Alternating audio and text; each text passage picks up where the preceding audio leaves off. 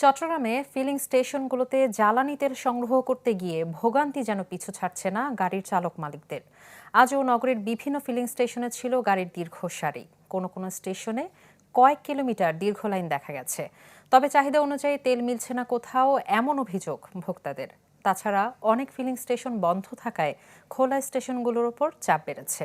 কোথাও কোথাও তেল নিয়ে স্টেশন কর্মীদের সাথে ভোক্তাদের বাক বিতণ্ডার ঘটনাও ঘটেছে। তেল সরবরাহ, পরিবহন ও বিক্রিতে শৃঙ্খলা নিশ্চিতে নগরীর ৬২ জন ট্যাগ অফিসার নিয়োগ দিয়েছে বিপিসি। যদিও এরপরও পরিস্থিতির তেমন উন্নতি দেখা যায়নি।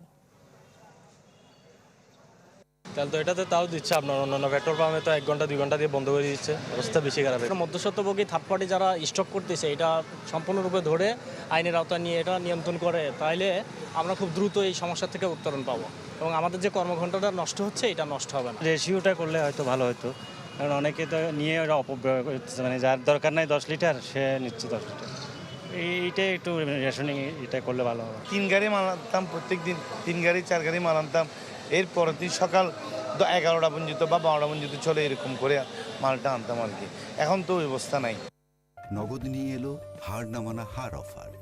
সর্বনিম্ন 10,000 টাকা রেমিটেন্স নগদে পাঠালে থাকছে স্বর্ণের হার জেতার সুযোগ।